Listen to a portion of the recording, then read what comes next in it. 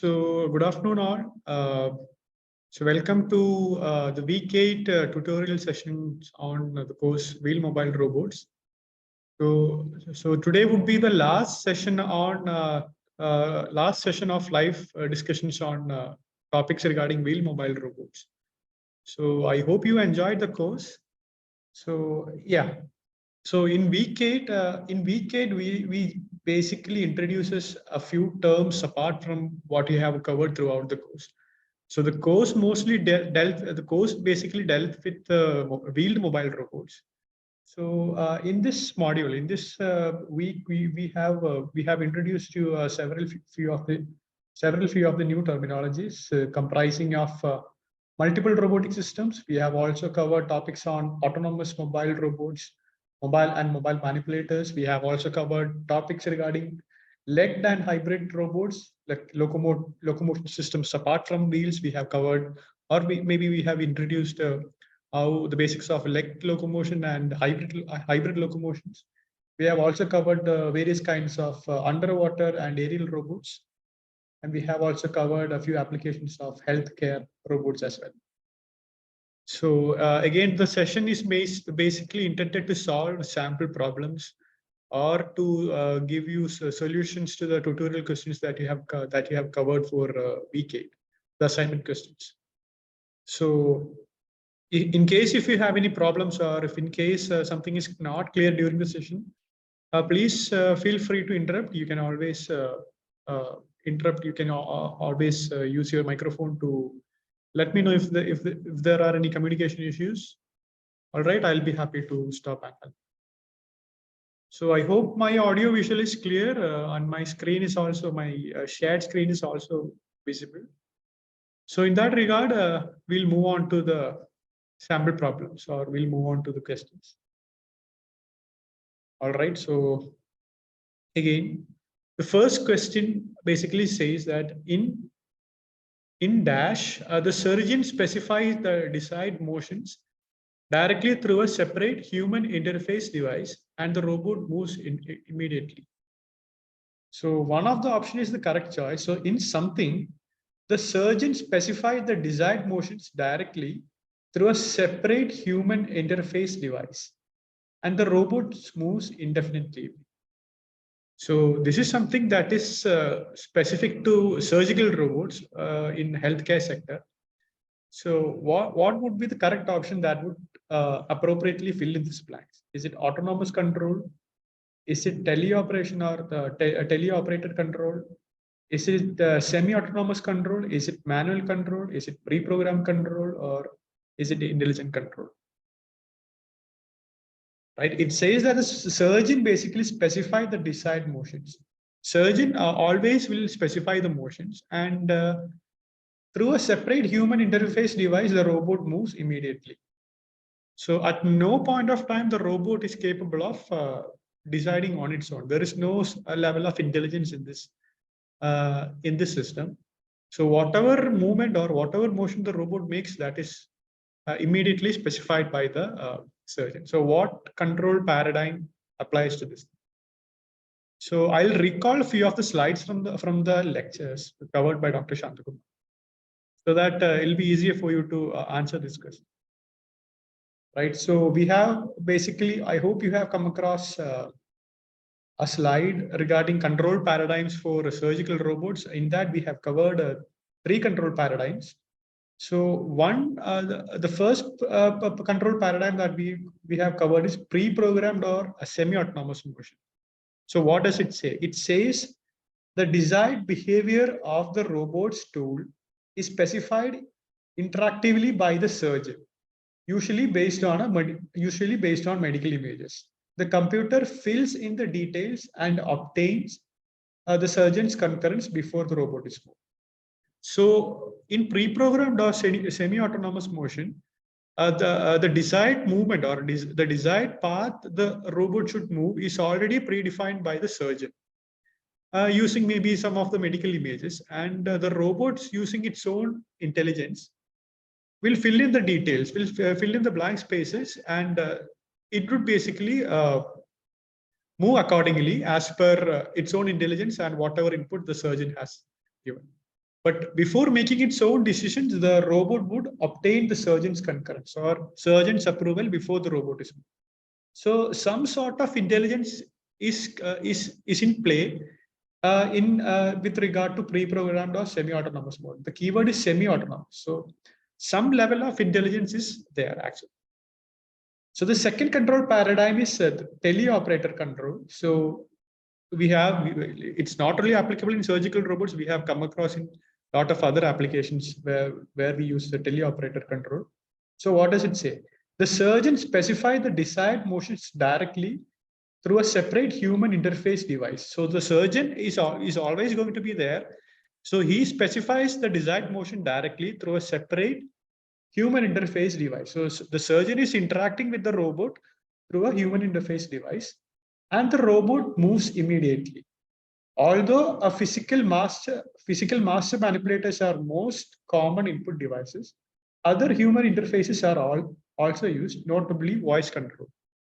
So we have a manipulator system, and we also have a surgeon that is interacting to the robot manipulator through a human robot interface device.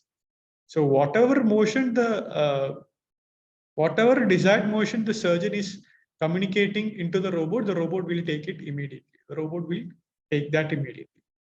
So that is what teleoperator control. So whatever control the surgeon is giving to the robot through an interface device, the robot will immediately replicate that. And we have this hands-on compliant, the third control paradigm. It says the surgeon grasps the surgical tool held by the robot or a control handle on the robot's end effector. A force sensor senses the direction that the surgeon wishes to move the tool, and the computer moves the robot to comply.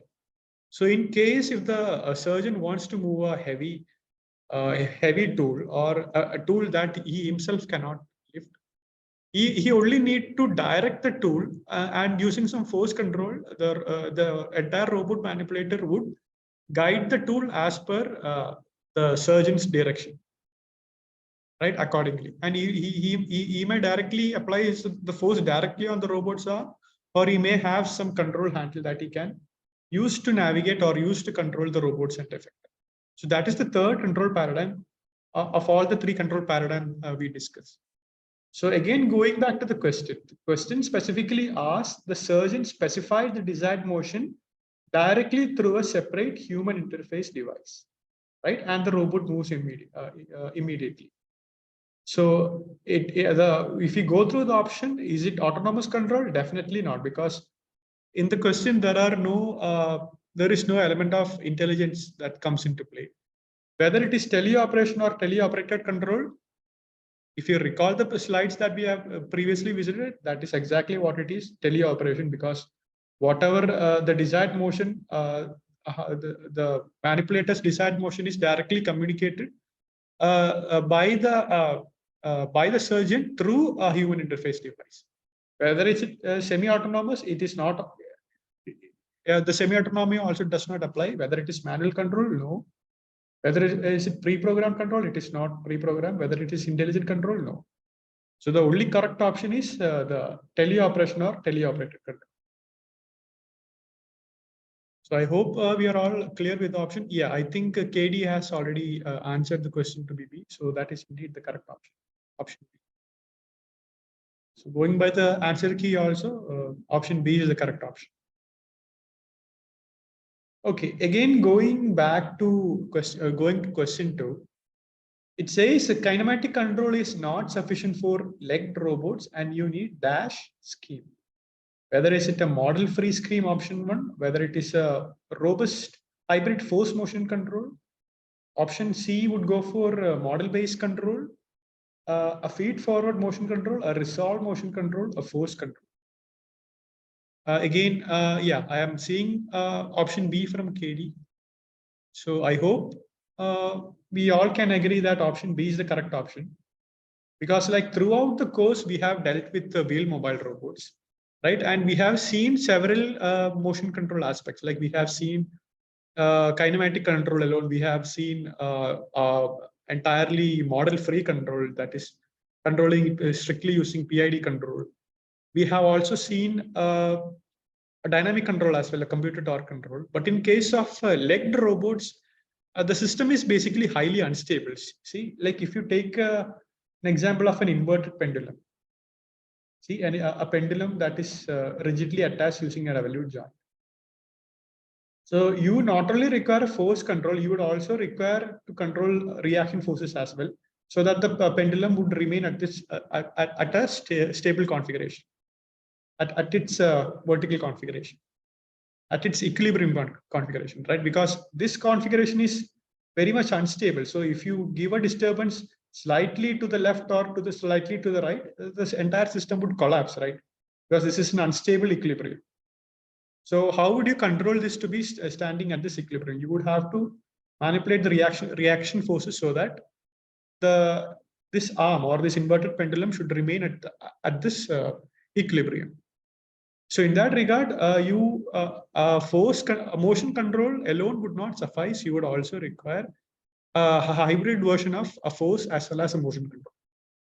So in case of like this is only an inverted pendulum, but in case of a legged robot, you would have multiple legs, right? Multiple legs. That is like if you consider this to be the hip joint, you will also have a knee joint, and you would also have an ankle joint. So when the robot is moving, when the robot is basically, when the feet is on this ground, this is basically like a double inverted pendulum, right? A serial link attached. And here you will have another link also. So the entire configuration is very highly unstable. So you would also require force control so that you would be able to actively control the inertial forces as well. You would require to compensate this inertial forces as well. So in that regard, I hope we all agree with option B. The kinematic control is not sufficient for legged robots, and we would read a robust hybrid force motion control, a hybrid of force and motion control. Yeah, it is indeed the correct answer.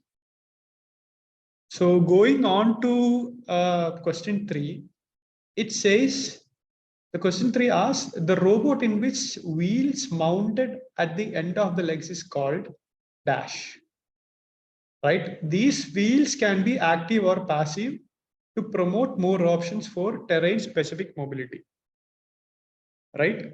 Again, KD has responded option B. So we'll go through the options. Is it we have option 1 as legged robots. Legged robots is the first option. Articulated wheel robots is second option. Wheeled mobile robots is third option. Articulated legs is fourth option. Manipulators is the fifth option, and powered exoskeleton is sixth option. Right? The question specifically asks wheels mounted at the end of legs. Wheels mounted. So you will have, if this is the robot chassis, you will have legs. See, these are revolute joints, and at the distal end of these legs, you will have wheels attached to it, so that it can roll as well, right? So again, I'll simply go through the different kinds of hybrid robot, right? I'll recall the slides from the lectures that we have previously covered. So this comes under hybrid robots, actually, a hybrid of legs and wheels. So we have basically covered we have come across 2 different kinds of hybrid robots. So in the first kind is when the articulated wheeled robots with wheels mounted at the end of the legs. Wheels can be active or passive, provided more options for terrain-specific mobility. So as you can see over here, these are slides reproduced from the lectures, actually. So as you can see, the robot has wheels, and at the distal end of the legs, you can see wheels actually actively controlled. Actively, it could be active, it could be passive. It does not need to be specific. So when the robot comes across an obstacle, the articulated wheels would move. It will basically move just like an organism's limbs. It will navigate over the obstacle, and once it has navigated the obstacle, it can basically move using wheels, right? Because wheel motion would be more efficient. So once it comes across obstacles, it can move using wheels. And the second type is basically hybrid robots is designed with legs and wheels separated, but it is always acting synergistically during locomotion. So here you can see these robots, it does not have wheels attached at this end. It's not moving with wheels, but when required, it can change its configuration. See, when it is in a knelt down configuration, it will have rollers over here and rollers over here as well, so that it can move using rollers. So, but in its normal stance, it does not have wheels in contact. So again, the question, going back to the question, it asks wheel mounted at the end of the legs. So as KDA has responded, the option is indeed articulated wheeled robots, because none of the options basically comply with the definition of the question. Right? Okay. So the answer is indeed articulated wheeled robots. Again, moving on to question 4, it says for the static equilibrium, the reaction forces at dash should be reduced to only one vertical reaction, just as the same as the weight of the robot. The reaction forces at somewhere. Where is actually the question? You know, reaction forces. So if you take a look at the leg, actually, this is basically a simplified version of a leg. You know, and this is all the other things would be connected here. Actually, this would be a angle joint. This would be a leg, and typically the legs would have multiple points of contact. And as a result, it will have multiple reaction forces. And for static equilibrium, we would have the equivalent reaction force, you know, a reaction force that is equivalent to this distribution. This would be the equivalent actually. It should be reduced to one vertical reaction, just as same as the weight of the robot. And yeah, the reaction forces at what location? That is what the question is. Is it on the leg? Is it at the center of mass? Is it at the center of pressure? Is it the hip point? Is it the angle point? Is it the knee point? Right. So yeah, again, we have an answer. It says C, option C, to be at the center of pressure. So that is indeed the correct answer. Actually, it is indeed the center of pressure. So the entire reaction forces acting due to the contact of the ground, it should be the weight of the robot will be balanced by the reaction force for static equilibrium. When the robot is in static equilibrium, when we are not concerned about dynamics, when the inertial forces, etc., are not coming into play, the weight of the robot or the external forces that is acting on the robot should be balanced exactly by the reaction forces that is acting at the center of pressure of the leg capture. So option C indeed is the right answer. So yeah. So again, these are descriptive type questions, as if I have covered in week 8 questions. There is not much problem solving going on, right? So if you I suppose all the participants could contribute to solving the answers as well, right? Okay, moving on to question 5. So Dash is capable of navigating an uncontrolled environment without the need for a physical or electromechanical guidance device. So the keyword to look for is navigating an uncontrolled environment, right? Uncontrolled environment. So is it a guided vehicle? So guided vehicle would need some sort of guidance. So, right, it cannot navigate through an uncontrolled environment. Without having a guide, the guided vehicle would get lost without having some sort of guide or anything. Option B says remote controlled robot. Option C says manual cart system. Option D says a wheeled mobile robot. Option E says a humanoid robot. And option F says autonomous mobile robot. Yeah, autonomous mobile robot. Yeah, KD has responded option F. Right. So autonomous mobile robot will have some sort of intelligence embedded into it. It will have its own sensors to sense its robot. It'll have information from a map that it'll build using navigation, localization and mapping, simultaneous localization and mapping. It'll have data from its sensors. It'll also have its data from odometry also. So Autonomous mobile robots will be capable of navigating an uncontrolled environment, provided it will have minimal sensing capabilities. So in that regard, option F is the most appropriate answer, and all the other options does not really apply to this scenario where it'll have to navigate through an uncontrolled environment. All right, I hope there is no conflict of opinion in this question regarding this question. Yeah, so the answer is indeed autonomous mobile robot. Yeah, and moving on to question 6, AGV. AGV is the full form of autonomous green vehicle, autonomous general vehicle. You know, it should be fairly straightforward, right? The option would be option F as well in case of question 6, right? Automated guided vehicle, the full form of AGV.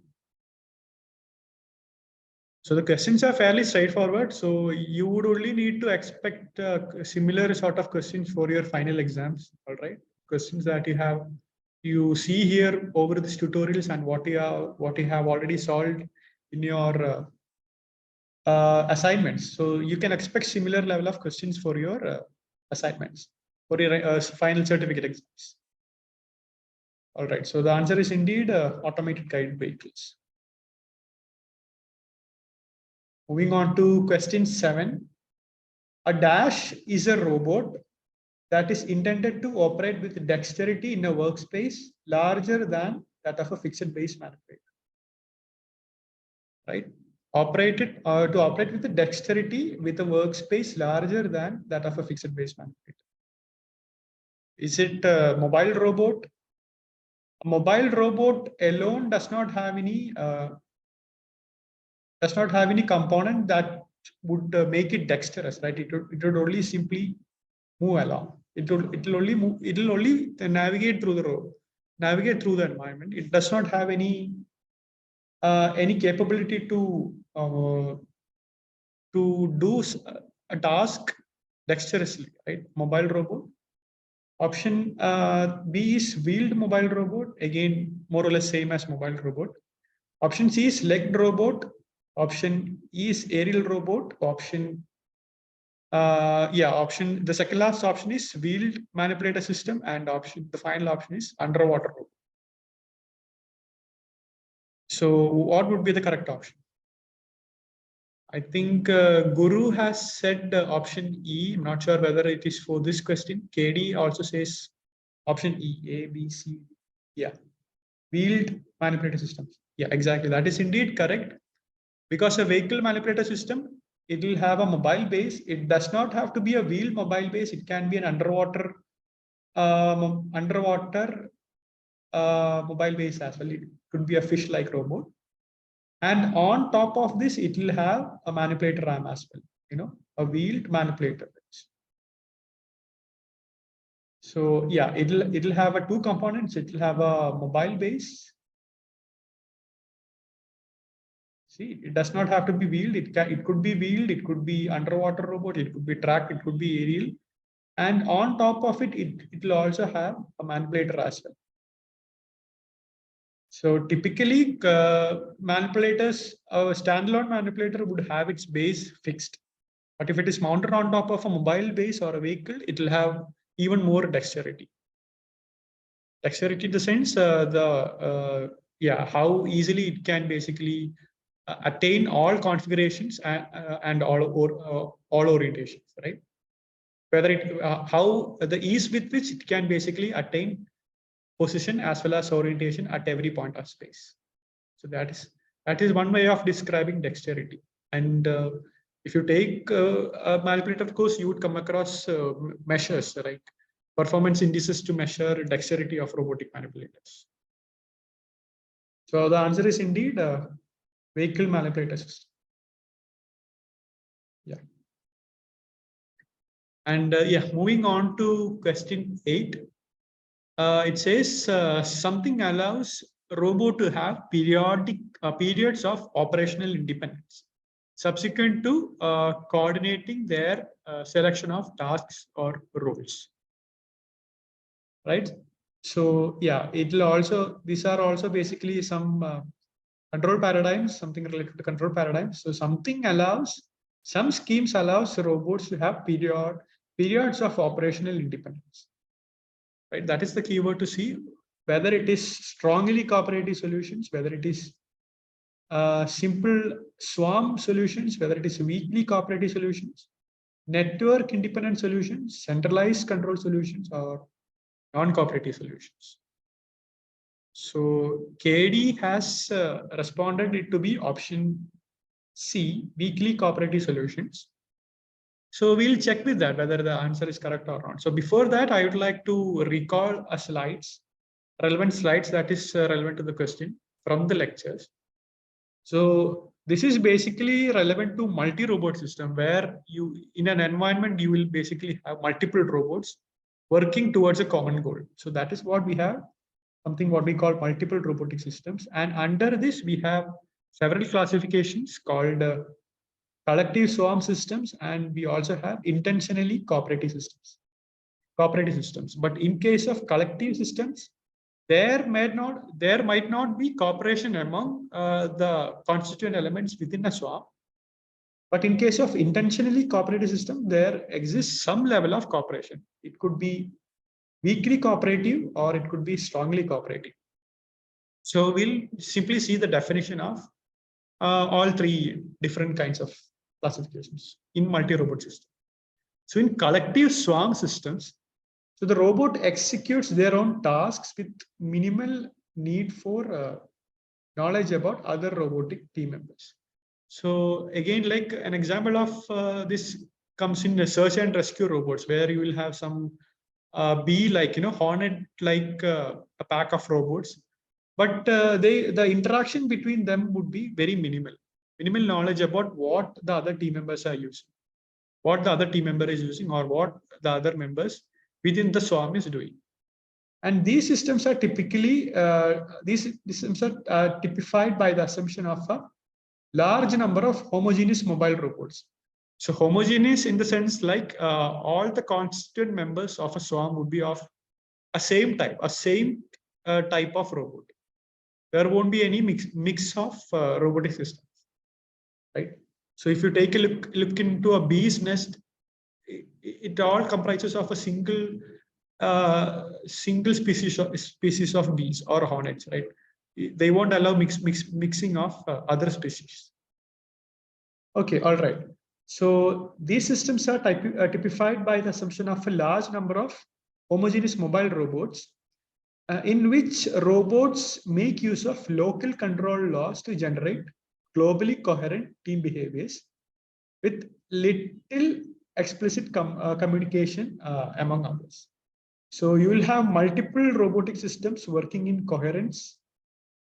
And each of these robots will have its own local control laws.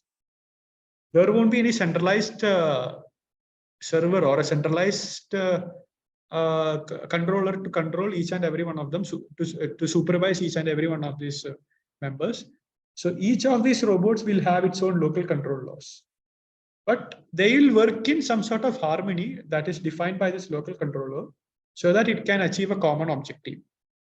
And since the control laws are basically defined locally with respect to each of these members, they don't need explicit communication with each other. They will work on their own. So that is regarding swarm robots. They'll have their own local control laws, and communication among each other is very minimal, right? All right. And we'll come up with cooperative systems, intentionally cooperative systems. So their characteristic is that they have knowledge of the presence of other robots. So if there are multiple robots cooperating to achieve a common objective, each and every one of these robots is aware of the presence of other robots within the system, what the other robot is doing, what else should I do to achieve this common task, and all those things. Act together based on state, action, and capabilities of their teammate in order to accomplish the same goal, right? And they vary the extent to which robot takes into account the action or state of other robots and can lead to either strongly or weakly cooperative solutions. So it can vary depending on how much the robot is taking other robots' actions into consideration. It can basically lead into two different kinds of cooperative solutions. It could be either strong or it could be weakly cooperative solutions. Right? In case of strongly cooperative solutions, the robots require in case of a strongly cooperative systems, the robots are required to act in concert, or all the constituent members have to act in harmony to achieve a common goal, and executing tasks that are not trivially serializable. And they would require some sort of communication among each other so that the synchronization can be made possible. So each and every they might not be doing the same task or similar task. Each one of them have their own specific abilities, and they would be interested to do a specific task. And each and every member of this entire multi-robot system should be able to identify or should be able to recognize what the other members are doing, and there should be some level of communication so that this can be realized. And in case of weakly cooperative solutions, the robots, it can allow the robots to have periodical, some periods of operational independence, right? So they might not, all the time, they might not need to act in harmony. It can have some sort of period of independence, right? Subsequent to coordinating their selection of tasks or roles. And they can deal with heterogeneity in the robot team members, right, in which the team members may vary in their senses and affect the capabilities. So the keyword that we look for in a weakly cooperative system is their heterogeneous team members. So each of these team members might have different capabilities. One of the robot may have a 3 degrees of freedom manipulator. The other one can have 6 degrees of freedom manipulator. And the other members can have a mobile base with much more dexterous capabilities. And some other may have different set of sensors also. So yeah, so collaborating with all these robotic systems, playing to their own strength and weakness. So that is one key aspect regarding weakly cooperative solutions, right? Yeah, and the third point would be the coordination of robots can be very different from a collective swarm approach, since the robots are no longer interchangeable. In case of the collective swarm robots, each and every one of the robots will have their own local control law embedded onto that, and they're all the same. They are all the same. And if something happens to one of the members, it can be easily replaced by a similar robot. That is not possible for a weakly cooperative robot, because mostly robots will be heterogeneous. It won't be homogeneous. And robots cannot be interchanged because the functions, the features, and the sensors of each and every members might not be unique, might not be similar. So interchangeability would not be very easy in case of weakly cooperative solutions. So in that regard, if we go back to the question, what does the question ask? Allows the robot to have periods of operational independence subsequent to coordinating their selection of tasks or roles. So one of you, I think KD, has already given out the answer to be weakly cooperative solutions, right? So the answer is indeed weakly cooperative solutions, because this is what we have exactly seen. This is what we just saw, in the slides. The weakly cooperative solutions would allow robots to have periods of operational independence, right? So that it can, apart from whatever they are doing, it can move on its own to have its own operational independence. It can also come back to integrate with the team as well.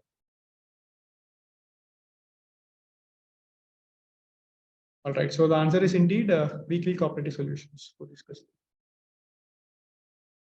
All right, so moving on to question 9. This is a question regarding aerial vehicles. Actually, it's a true or false question. It says a fixed wing aerial vehicle require runway. They may stall and need aerodynamic designs. So is this a true statement or a false statement? So fixed wing aerial vehicles, we have already seen we already know typical aeroplanes like commercial aeroplanes or even freight aeroplanes and all these things. They are all fixed. They all run based on fixed wing configuration, right? And it's common knowledge that they might need to have they mostly require a runway to generate sufficient lift actually, and they may also stall and need aerodynamic designs. So as you might have seen, when you increase the angle of attack more than a certain threshold, beyond a certain threshold without sufficient lift, the aerodynamics might not work. Like there might be flow separation. It might not. The wings might not be able to generate sufficient lift, and eventually it might not be able to sustain the elevation. The flow may stall across the wing, and subsequently the aircraft might come crashing down. So in that regard, the option would be, this is basically a correct statement for fixed wing aerial vehicles, right? Just to recall a few of the aerial vehicles that we have come across the coast, we have come across fixed wing aerial vehicles. That would typically require long flight times. It would basically carry large payloads. It'll have a self-stabilized system. This is basically a self-stabilized system. And it requires long runway. It may stall and it needs aerodynamic design. This is exactly what the question basically asks. So in case of helicopter-like systems, so in case of helicopters, vertical takeoff and landings are possible. So it says okay flight time and payload. So it might not have large or long flight times and payload, heavy payload capacity, as in the case of fixed wing robots, but somewhat comparable, somewhat intermediate in terms of flight time and payload. But the drawback of a helicopter kind of system is that they have complex mechanical systems, and it could also be unstable, like depending on the crosswinds and all those things, it might get even more unstable than fixed wing system. And multiple rotor systems, as in the case of drones that we have seen, surveillance drones and all those things. So these have a very simple mechanical setup, and it is believed that they are very hard to scale up. They have short flight times, and the payload capacities are very small, even smaller than the previous two, and they are also unstable, inherently unstable. And the recent research basically goes on flapping wing or bio-inspired kind of UAVs, inspired from the flight of birds and insects. So these are suitable for small platforms as of now, and the technology is not as well limited. So their payload capacities and their flight times are, as of now, it is not fully developed. It's not competent with the previous cases for bio-inspired UAVs.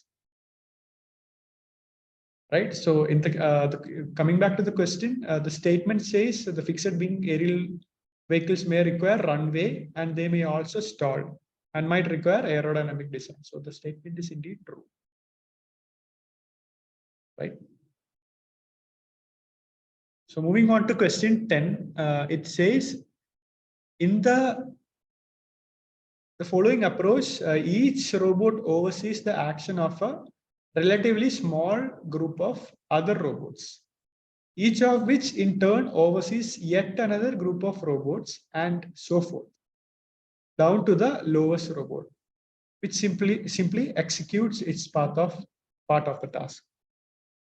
Right. So each and every robot. So if we have a robot at the top of this hierarchy, it will oversee the action of a relatively small group of other robots actually. So the robot at the top of the hierarchy will oversee a small group of robots, and each of these robots at the second level would in turn oversee the task of other robots that comes underneath it basically.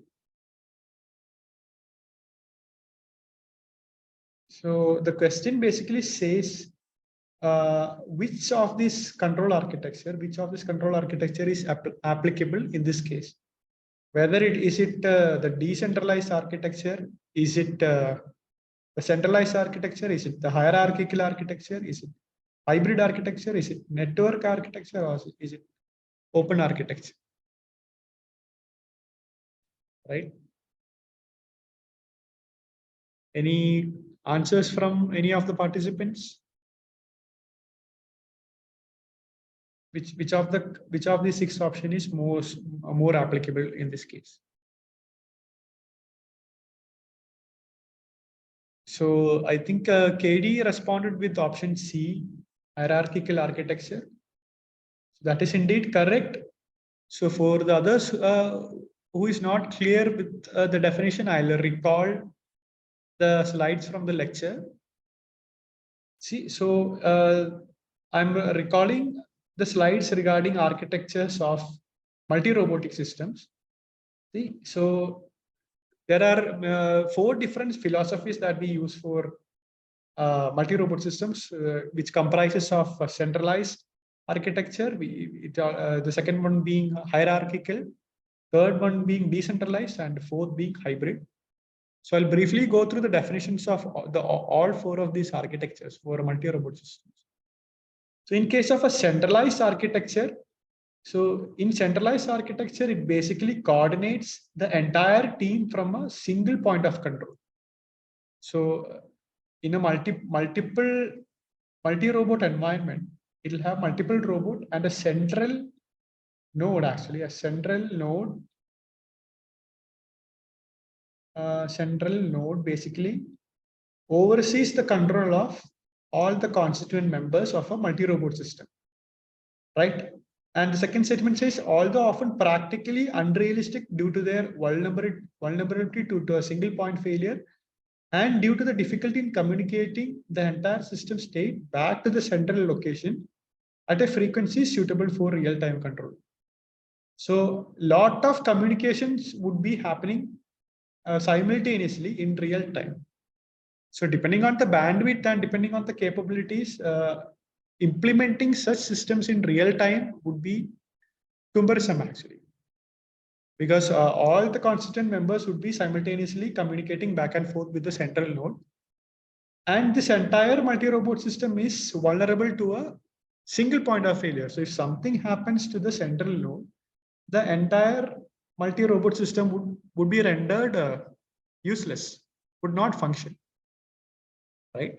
This is with the centralized architecture.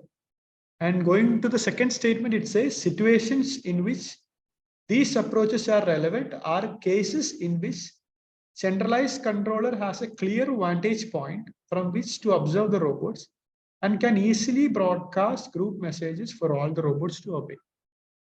So yeah, this is only applicable to situations when frequent interruptions from a centralized node is not really required. The robots, the constituent members can work on their own, and maybe only during emergent situations or during critical situations, then only the central node need to intervene. And it should be capable of easily sending broadcast messages simultaneously to all, to all the constituent members. So that is one scenario where the centralized architecture would be mostly useful, but it's not very commonly employed because of its practical difficulties. The second question, the second kind of architecture is this hierarchical architecture. So the definition says, in this control approach, each robot oversees the actions of a relatively small group of other robots, each of which in turn oversees yet another group of robots. So this is word by word what the previous question exactly asks, right? Word by word, you can see the definition over here. Each robot oversees the action of a relatively small group of other robots, each of which in turn oversees yet another group of robots, and so forth, down to the lowest level of robots. So that is exactly what the question asks. So the answer to the question is indeed hierarchical architecture. And the second point says this architecture scales much better than the centralized approaches and is reminiscent of military command and control. So this is more or less similar to what they have, the hierarchy that military follows basically. So at the top, you may have a captain. Maybe if I'm not exactly reproducing it accurately, then you may have a lieutenant, right? I don't exactly recall. Then you may have, soldiers or soldiers somewhere down the line. So soldiers basically comes somewhere on the line. So as you go down and down beyond this regiment, the number of subsequent members would be more and more, right? One captain would have multiple lieutenants, right? And each of these lieutenants might be in charge of multiple soldiers. So this is exactly what is similar to this hierarchical architecture, basically, right? So each of this robot oversees actions of a relatively small group of other robots, each of which in turn oversees yet another group of robots, right? And it's also reminiscent of military command and control. And a point of weakness of hierarchical control architecture is recovering from failures of robot high in the control tree. So if a robot is not functioning, or if a robot higher up the order is not functioning, then the orders might not come down the tree. So usually the soldiers would be the one who is basically implementing the orders from the top. So if the top is having some sort of failures, the commands might not reach at the bottom level. So that is a point of weakness for hierarchical control architecture, right? So all the soldiers or all the robotic system at the bottommost level, even though they are fully functional, they would remain idle because the command from the top might not reach at the bottom because of some failures at higher up the control. And the final one, the third one would be the decentralized control architecture. It says it's the most common approach for multi-robot systems. Typically require robots to take actions based only on the knowledge local to their situation. So in case of decentralized robot, the robots in a multi-robot system need not interact with each other, and they may have their own set of objectives to fulfill, and they only need to act based on what is known to them. They need not accommodate for what the other members might be taking into consideration as well. So the control approach can be highly robust to failure, since no robot is responsible for the control of any other robot. So even if they follow some hypothetical hierarchy within a decentralized architecture, if any one of the robot fails, it may not affect the other members of a multi-robotic system, because the control law is basically local to each and every one of the robots. So if one of the robot fails, the others might not get affected because they have their own set of instructions to execute, right? And the question of the point 3 says, however, achieving a global coherency in the system can be difficult because high-level goals will have to be incorporated into the local control of each robot. So if we want to have some sort of highly coherent tasks or highly synchronous tasks or tasks that require high amount of cooperation, it might be difficult because each and every one of these robots have to be reprogrammed. If you want to perform something coherently or harmonic with some sort of harmony, each and every constituent members of this decentralized architecture need to be programmed accordingly, right? So that will be very difficult. But in case of a centralized system, you only the central node need to be programmed. It can broadcast to each and every one of the constituent members. That will be very simple. But in case of decentralized, you have to reprogram each and every one of the constituent members. So that could be very difficult. So the consequence of such a drawback is that if the goals change, it may be difficult to revise the behavior of individual robots. In case of decentralized architecture, if in case the goal of this entire multi-robotic system changes, you have to reprogram each and every one of the individual robots. So that could be difficult. And the final classification would be hybrid architecture. So it combines the local control with higher level control approaches to achieve both robustness and the ability to influence the entire team's actions through global plans and global control. So many multi-robot control approaches make use of this hybrid architectures. So hybrid architectures have advantages of both centralized and decentralized. So centralized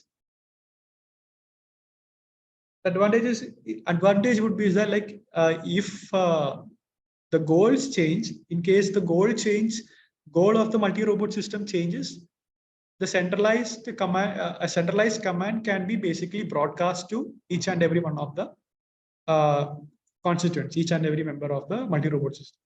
So the advantage of having a centralized aspect would be the ability to broadcast any changes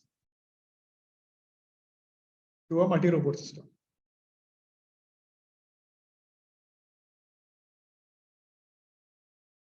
And the advantage of having a decentralized aspect would be it would be robust to failures, right? Robust to failures.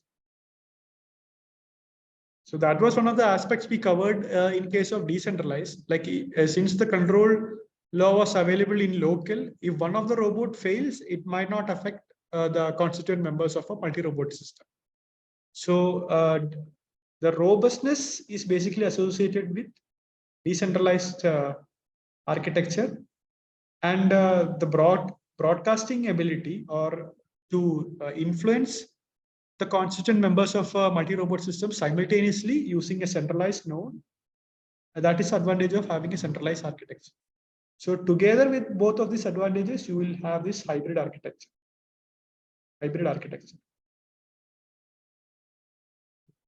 Yeah. So the hybrid would have the advantages of both centralized as well as decentralized architectures. So going back to the question, it says each robot systems oversees the action of a relatively small group of other robots, each of which in turn oversees yet another group of robots, and so forth. So we have seen this word by word definition in terms of this hierarchical architecture, right? That is also reminiscent of this military command system also as well. So indeed, the correct answer is indeed hierarchical architecture. Right. So moving on to question 11, it says a rehabilitation robotics has been defined a special branch of robotics which focuses on machines that can be used to help people recover from severe physical trauma or assist them in activities of daily living. So what do you think? Is this a true statement or a false statement? It mostly concerns with rehabilitation robots, and it focuses on machines that can be used to help people recover from physical trauma or assist them in activities of daily living. That is true indeed, right? That is a straightforward question. See, rehabilitation robot generally deals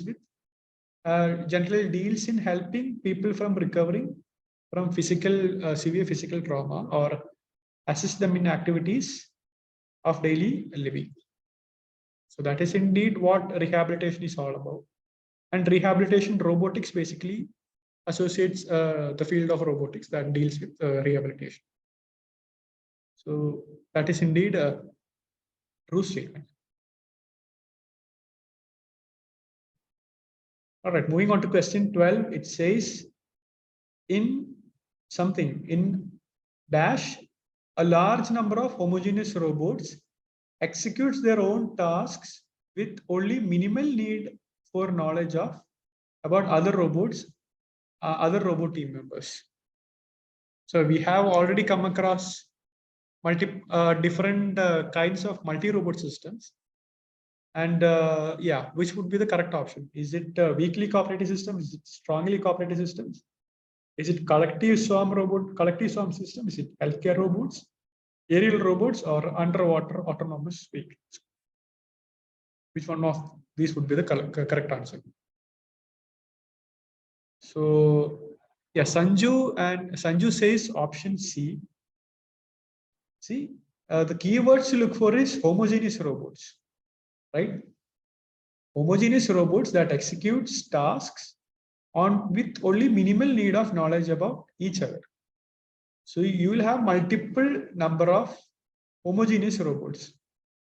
Homogeneous in the sense that each and every one of the robots are identical. They are functionally identical. They have the same set of manipulation capabilities. They have the same set of locomotion capabilities. They have the same set of sensors and actuators.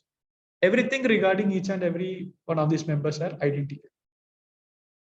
And one other aspect is that they only require minimal knowledge of other robot team members. So one of the robots need not know what the other robots are doing. They have their own set of instructions to follow. And if something happens to one of these robots, this being homogeneous, it can be easily replaced by someone else. Like just like in the case of this GPS robots, when a robot fails, it can be easily replaced by some other satellite, right? When GPS typically consists of, I think, around 24 to 32 robots, if 22 satellites. So if one of the satellites fails, the other satellites that remain in standby would come and replace the failed one. So similar to that case, in case of a multiple robot system, if one of the members fail, the other robots or the other constituent members in standby, they would come and replace the members, the failed members. So the option is indeed, as Sanju says, the correct option is indeed collective swarm robots, because we have already seen the definition of each and every one of the systems. In case of weakly cooperative systems, they might not have full cooperation among themselves, but some level of cooperation is there, right? It says cooperative systems. But here in this question, it says only minimal need of knowledge. Minimal need of knowledge about other robotics. So there is no sense of cooperation amongst them actually. So they are whatever systems that have cooperation in words does not apply. Healthcare robots, aerial robots are generic terms that does not apply to this question. And the only remaining correct option is collective swarm robots. And we have already seen the definition of collective swarm robots. It says exactly this, whatever it is being asked in the question. Right? It consists of homogeneous robots, right? Homogeneous robots, and with only minimal knowledge of other robotic members are basically executing. Yeah. So the answer is indeed collective swarm systems. Right. Going on to question 13, it says dash architecture coordinates an entire team of multiple robots from a single point of control and is vulnerable to a single point of failure. So we have just come across the definition of one of the control architectures, and it exactly says this word by word, right? So it coordinates an entire, it oversees or it supervises an entire team of multiple robots, right? From a single point of control, and it is also vulnerable to a single point of failure. So which is the correct option? Is it centralized? Is it hierarchical? Is it hybrid? Or is it centralized? So KD has come up with centralized, right? That is indeed the correct option. We have just recently only we have come across the formal definitions of a centralized, hierarchical, hybrid, decentralized, right? So this basically applies to centralized architecture. Centralized architecture for controlling multiple robot systems. So the option is indeed centralized. So yeah, going on to question 14, it says dash is the most common approach for multi-robot teams and typically require robots to take action based only on the knowledge local to their situation. This architecture is also highly robust to failure since no robot is responsible for the control of any other robot, right? So the keyword to look for is it's highly robust. highly robust, and each on its own, right? Each robot on its own. So failure of one robot does not affect any other robot within a multi-robot system. And hence this multi-robot architecture is highly robust as well, right? And the actions that the constituent members of this robot would be only based on the knowledge local to their own situation. So does it apply to decentralized? Does it apply to hierarchical? Does it apply to hybrid? Or does it apply to centralized? So just now only we have recently said that one of the key points of decentralized architecture is its highly robust nature, actually, highly robust to failure. Whereas in the case of a centralized robot, it is vulnerable to a single point of failure. Right? The question indeed has this keyword. It indeed says the architecture is also highly robust to failure. So the option is indeed option A, decentralized. Because just now only we have come across the definitions of all four: decentralized, hierarchical, hybrid, and centralized. Centralized is vulnerable to single point failure. Vulnerable to single point failure.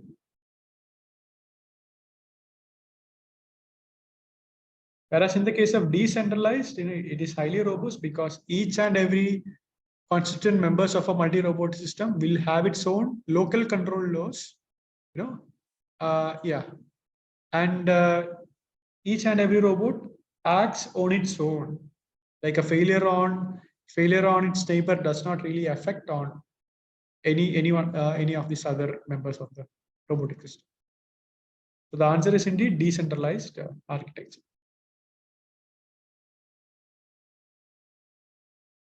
Right. So question 15 is a true or false statement.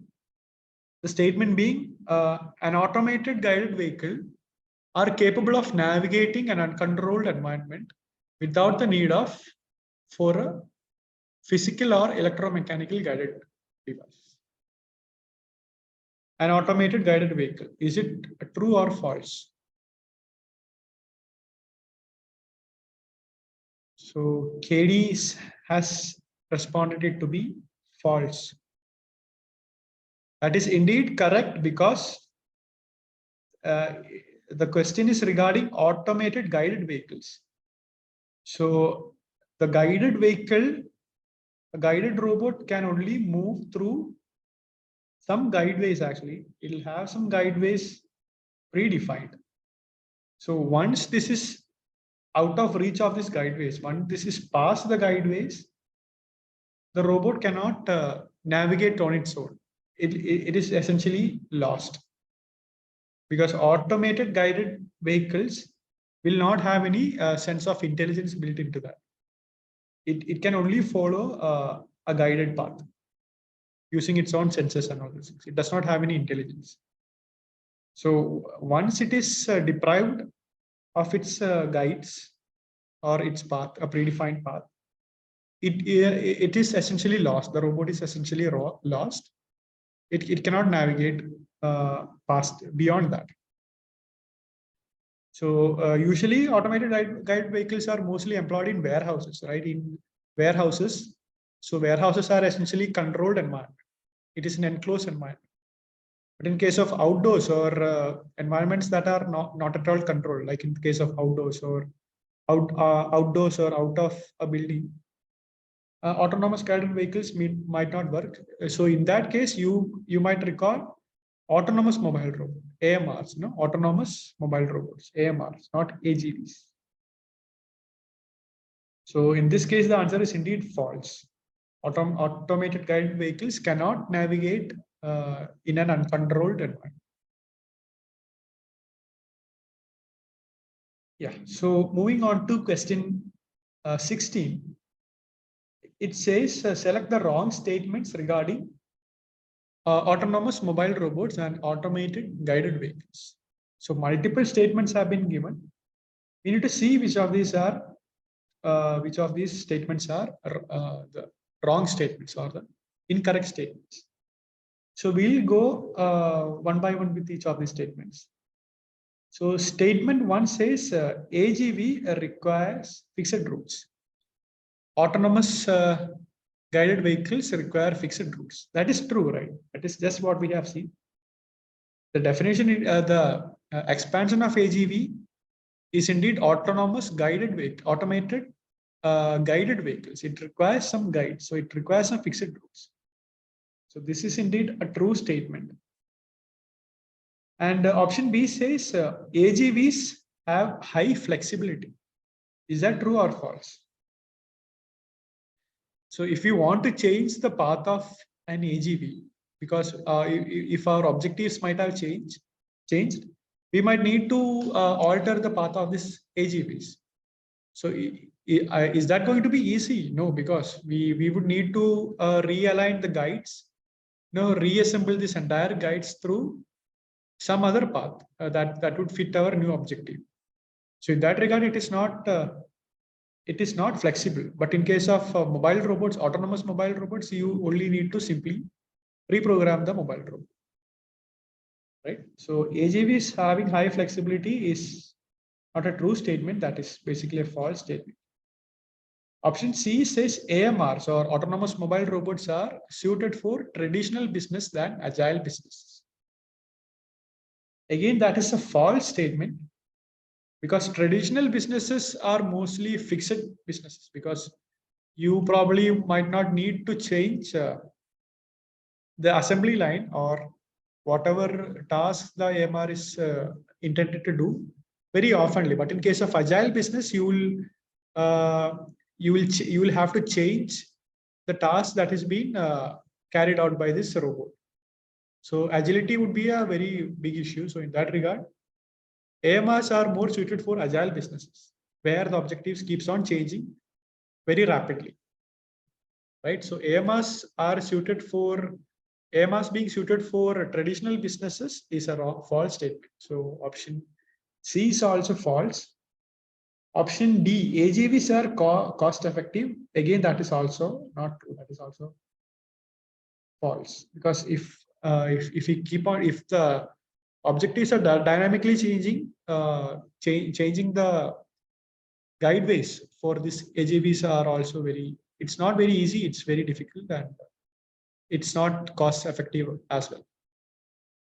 The final statement also says AMRs are capable of navigating an uncontrolled state. That is true. Unlike AGVs, AMRs are capable of navigating in an uncontrolled environment. It does not require any guidance.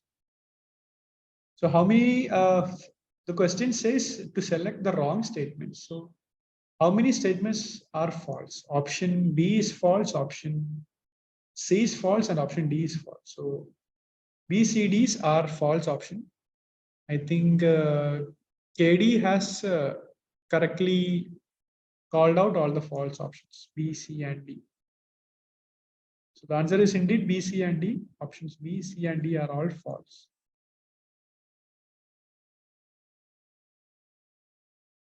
Okay, so moving on to question 17. This is also again a multiple solution question. Choose the correct statement regarding legged locomotion. So question 1 says legged locomotion are more efficient than wheeled locomotion in engineered surfaces.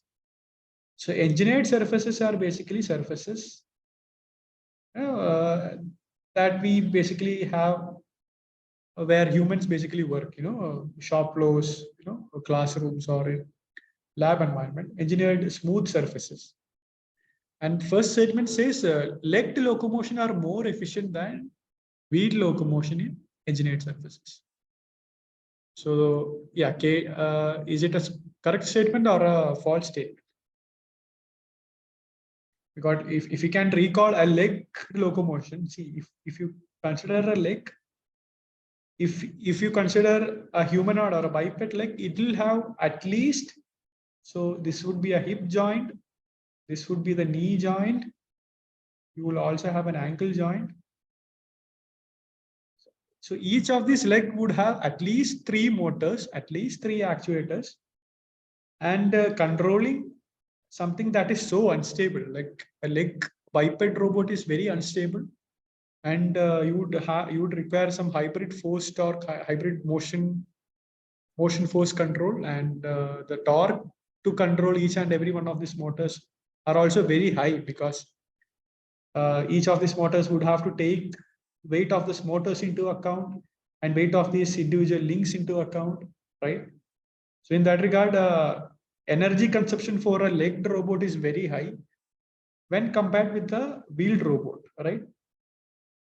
More oftenly, you would only require a single motor to actuate a single wheel, right? And in case of engineered surfaces, if the surfaces is perfectly flat, you might also not require a suspension also. You might also not require an active suspension also. So it's fairly easy to see that leg locomotion are not as efficient as wheel locomotion for engineered surfaces, right? So in that regard, option A is not true. It is false statement. And option B states leg locomotion offers higher velocities than wheel locomotion on uneven ground. So leg locomotion are more suited for uneven grounds. So in case of uneven grounds, like if you consider a case of mobile robot with without any suspension, so all these wheels might not be able to might not be able to be equally in contact with the ground because of the uneven nature of the ground. So the traction force might not be equally dispatched to the ground. So some wheels might be, hanging up in the air. Some other wheels might be digging too much into the ground. So those sort of issues might come with wheel locomotion on an uneven ground, especially without any suspension. But in case of legged locomotion, that would be even far more efficient, and it would even achieve higher velocities on an uneven ground. Like when we have steps, or in case we have uneven gradients within the ground, leg locomotion or articulated locomotion systems can move fairly easily and can also achieve far higher velocities than wheel locomotion. So that is indeed a true statement.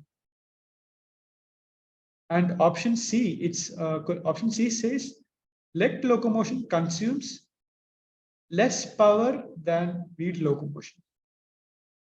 Leg locomotion consumes less power than wheel locomotion. So again, that is fairly easy to say that is also false statement.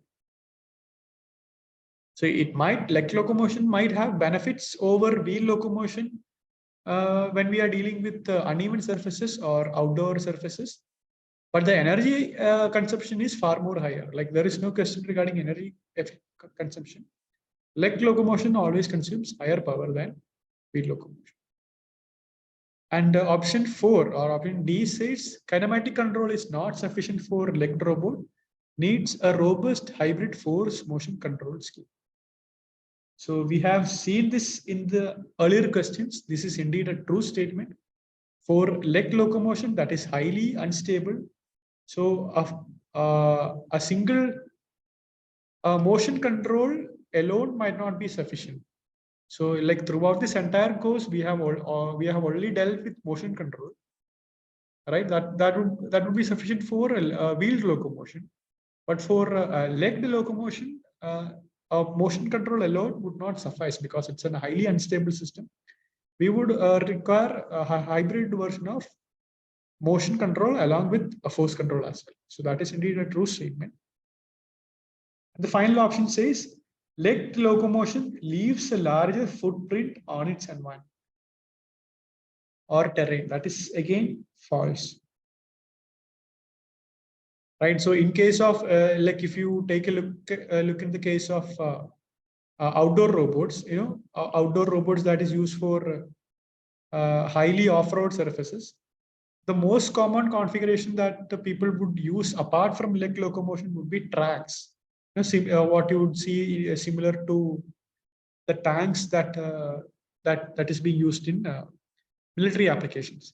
So as you can see, the footprint, or literally the footprint basically left behind by the tracks, the track prints left behind by this tracked robots or any other locomotion, be it wheel locomotion, would be far more higher than what is left behind by the leg locomotion. Because a leg locomotion would require a smaller area of contact within the ground, right? Two legs. If it is a biped, it would only require a much more smaller area of contact to locomote. But in case of wheels or in case of a tracked robot, it would require much more larger area of contact to successfully locomote. So in that regard, the disturbance that leg locomotion leaves on the environment is much lesser than any other sort of locomotion systems.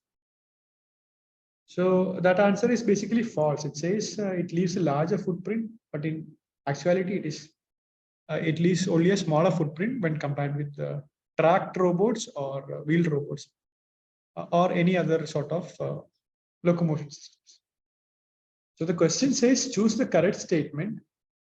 So in that regard, the correct statements are options B and options D. Only options B and D are the correct statements. Yeah, options B and options.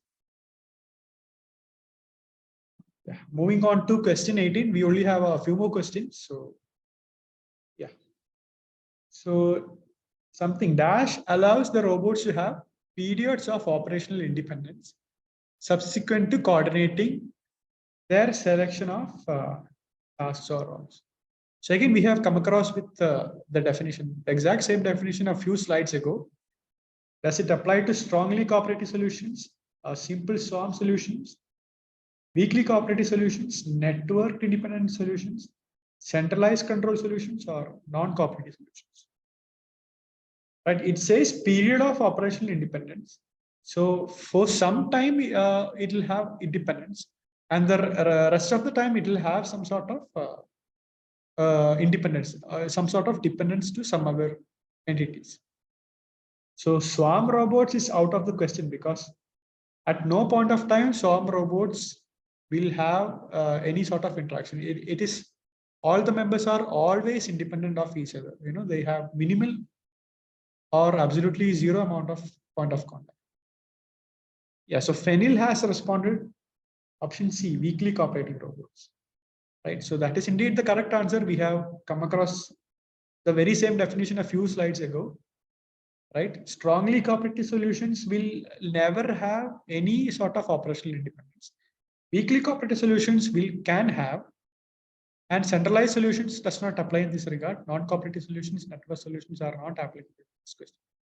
And the swarm robots, it does not have any dependence at any point of time. So this periods of operational independence it's not even applicable to swarm robot because they are always independent. Periods of operational independence is irrelevant. So option C is indeed the correct answer. It applies to weakly cooperative systems. So moving on to question 9. Periodic contact of legs of the robot with the ground is called dash of the walk. Is it called biomimicry? Is it called zero moment point? Is it called gait? G-A-I-T? Is it called dynamic support? Is it called static support? Right. Yeah, Guru has said the answer to be gait. That is indeed the correct answer. So this is a term that you would mostly come across in case of legged locomotion. And it's basically the pattern by which the legs of a robot execute it. See, in case of a biped robot, you know, a humanoid robot, you know. So in case of a biped robot, there are multiple phases of gait actually. You know, there's a phase called double support phase where both of these legs would be in contact with the ground. There would be a single support phase where only one leg would be in contact with the ground and the other would be in swinging, right? So yeah, double support phase, double support phase, and single support phase. So these are the different phases of humanoid kind of gait, right? Because it's exactly how we walk. At one instance, we'll have both of our legs in contact with the ground. And as we move, we will swing one of our legs, keeping the other leg in contact with it. And in case of a six-wheeled or a six-legged robot, like an insect, so depending on the kind of motion it is executing, whether it is moving fast or whether it is crawling or any of that sort. So it will have different varieties of gait. Typically, as a six-legged robot is crawling, the typical way of or typical phase would be, so these diagonal legs would be in synchronous motion.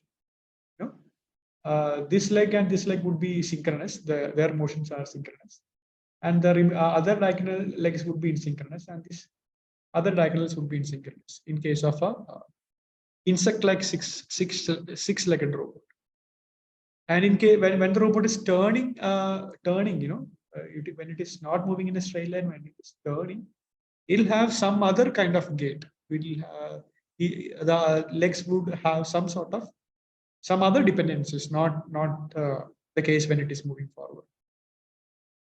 So again, the periodic contact of legs for a robotic system with the ground, the terminology that we use is called gait, GAIT. So that is indeed the correct answer. Yeah. Moving on to the final question. It's again a true or false statement. It says, in a teleoperator control of surgical robots, the desired behavior of the robot's tool is specified interactively by the surgeon, usually based on medical images.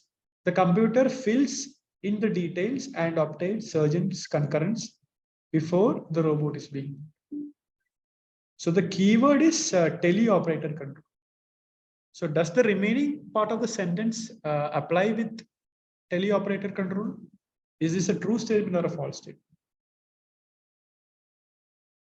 See, if you closely look at the final statement, it says computer fills in the details and obtains surgeon's concurrences before the robot. So, computer fills in. So some sort of intelligence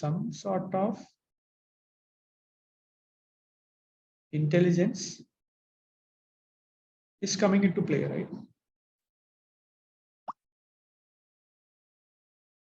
So it says like the details that is not filled by the surgeon, the blank spaces are basically filled in by the computer using its own intelligence. So does the definition of teleoperation, does it comply with the final statement? Yeah, so KD has responded it to be false, right? Teleoperation would be like there will be an interface like a robotic system, and this operation table, and there will be a interface actually, a human robot interface, and using this interface, a surgeon would control this robotic system, and the robotic system would act on the operation table or would perform the surgery. That would be immediate, and the robotic system would does not need to fill in any gaps. It will only move according to the commands that is given by the surgeon. But here it says the computer fills in the details and obtains the surgeon's concurrence before the robot is moving. So computer will decide on what to do. So once it obtains the surgeon's permission or its concurrence, it will act on its own. But in case of teleoperated robot, yeah, exactly. Like KD says, the statement is applicable for semi-autonomous or pre-programmed, but the question specifically asks teleoperator control. So each and every motion of the robot is fully controlled by the surgeon. The robot need not fill anything, or it does not have it does not have any role to decide what. So the option is indeed false, right? So it does not apply to teleoperator control, right? Yeah, so the answer is indeed false. Okay, so again, this is the end of the session actually. In fact, end of this entire course. So yeah, we have, if you have any doubts regarding any of the topics, yeah, any of the topics regarding any of these 8 weeks, you can always go back to the tutorials actually, go back to the tutorials. So we have pre-recorded all the sessions, and the link of each and every one of these sessions from week 1 to week 8, it's all available in YouTube, and the link of all these sessions are already being shared with you, right? And the link of this very session will also be shared to you by the end of this day. So in case if you have any doubts regarding any of the topics, you can go back and revisit the sessions. We have solved multiple questions, multiple questions regarding relevant topics corresponding to each and every one of these weeks. Or in case if you have any specific questions, you can reach out to me or the TAs using the discussion forums. We will be very happy to respond, right? So yeah, I think that's it from my side. If you have any questions, you can let me know now. Any questions regarding this exam or anything? Yeah, Dr. Gopinath, please. Yeah, so I have that pseudo inverse matrix. So Yeah, you have solved in this previous session also two questions were solved. yeah. So in the case of previous assignments, in assignment 2 and as well as assignment 3. Okay, have you gone through the sessions actually recorded? Yes, I have gone through the sessions also, but there is no clarity on that problem. You have said it is an right inverse, and that is right transpose and left transpose in one second assignment. And in the case of third assignment, you have gone for that only, you have written only that the values of W plus in that value. There is no clarity to solve that problem. Can you explain that? As of now, I'm not sure whether I can fill that, because basically there are two different sort of inverses. You have a left inverse and a right inverse. Yes. Right?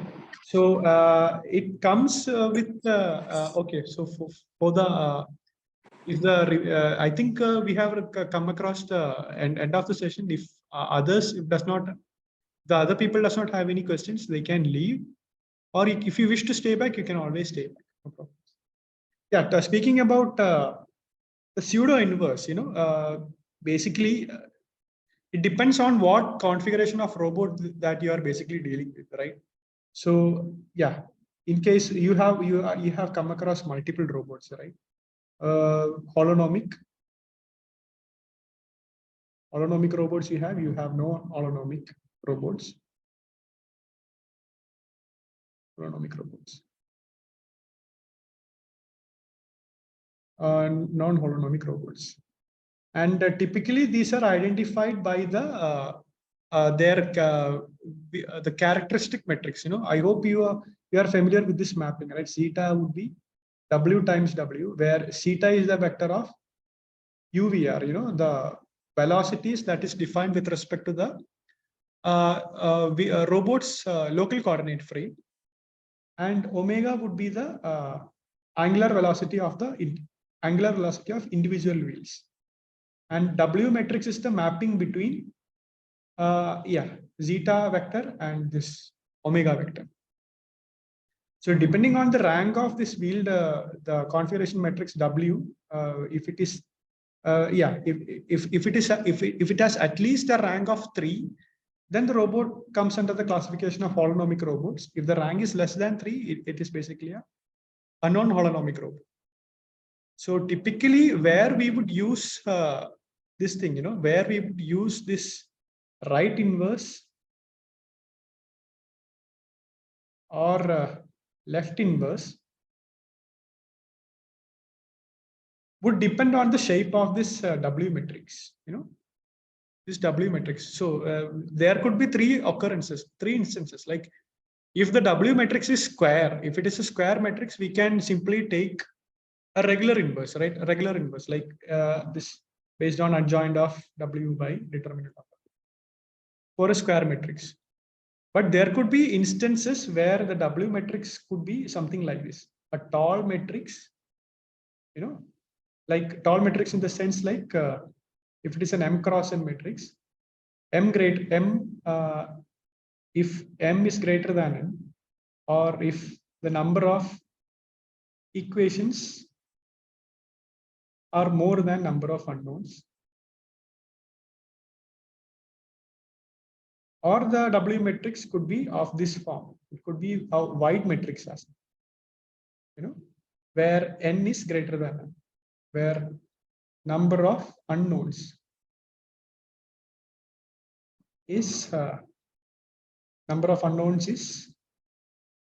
more than number of equations. Right? There are two instances. And see, like, what does this, the first case basically say? Number of equations more than number of unknowns. See, if the number of equations is more than number of unknowns, we have a system of linear equations, and the linear equations is basically overdetermined systems, right? If the number of equations is more than number of unknowns, there might not be an exact solution, right? It is an overdetermined solution. Right, so then how would we solve this equation? How would we solve this linear equation? Once again, W would be equal to, if theta is W times W, then how would we solve W? W would be some pseudo inverse theta times, so W inverse times theta. But for an overdetermined system, we know for sure that an exact solution does not appear. An exact solution does not appear because number of equations are more than number of unknowns. So how would we solve? Like, how would we estimate this W? How would we solve for this linear equations? So we would basically go for a solution with something called a least square approach. Least square solution. So this is a typical trick in linear algebra. So we'll have a least square solution. I'll call it as W star. I'm writing it over here. I hope it's clear enough. W star. All right. So W star is basically the least square solution. Least square solution. So the least square solution would mean that this W times W minus W star. The least square is basically minimal. So this is basically an optimization problem where we would have to find this omega, omega star, such that the square of the distance between W omega minus W times omega star would be minimum. That is an optimization problem. And the solution to this optimization problem would give you this left inverse, this or pseudo inverse. That is, I don't exactly recall this expression. I think it is something like W left inverse would be W transpose W, the whole inverse W transpose. I think it is something like this.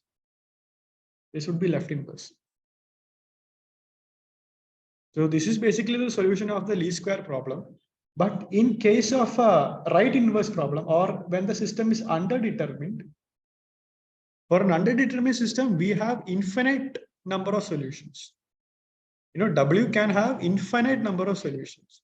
And out of this infinite number of solutions, we would choose a solution, a particular solution called a minimal norm solution. W star, such that norm of W is minimal.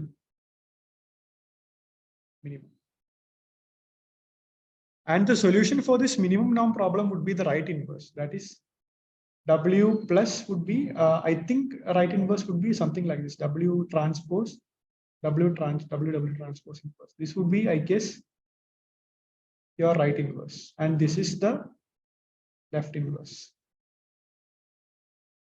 So it all depends on the nature of this W matrix. If you have a white matrix, that basically means you have a underdetermined system. If you have a tall W matrix, that basically means you have an overdetermined systems. And depending on what sort of system you have, you would have to you would have to select this appropriate inverses, whether it is right pseudo inverse or whether it is left pseudo inverse. And in one of this, in one of the lectures, I have derived the solution. The solution for one of the tutorial sessions, I have basically derived the solution for one of the cases. I don't exactly recall which of the yes, we got your derivation on that assignment 3. You have derived that. Okay. Yeah, so my question is, yeah. So in the second assignment, so the same that right inverse and left inverse, you have written into that given respective matrix, that is W into W transpose, bracket of W into W transpose inverse. In that you have written W into W transpose as you have taken as a given matrix A, and another one as A inverse. So for that, some clarifications. So we have to multiply A into A inverse, we will get a directly answer. No, if you multiply A into A inverse, you would get the identity matrix, right? You will get this identity matrix, right? Okay. Yeah. Yes, at that step you have stopped there in that session, so that in the assignment 2. Which one of the assignment was that? Assignment 2, right? Yes, assignment 2. Okay. I'll review that. Okay, I cannot exactly recall what I have exactly done. Right, I'll get back to you. Like if you could reach me through the discussion forums, I'll give you an explanation. Okay, thank you. Right. Okay, thank you. And Murali, I think thank you for your appreciation. Right, I think you have stayed throughout this entire session. Right, you are a constant presence throughout all of these 8 discussions sessions. So I thank you for that. So apart from that, any questions? If you want me to clarify any of the previous tutorial sessions, please get back to me on the discussion forums. I'll go through that. Right. I'll go through that. Like okay. So if there are no more questions, you can all leave. You can all log out. I thank you for your time. Thank you for joining in this Thank session. you, sir. Thank you for your lectures. Yeah, thank you. I really enjoyed having you all. Yeah. Thank you. Thank you very much.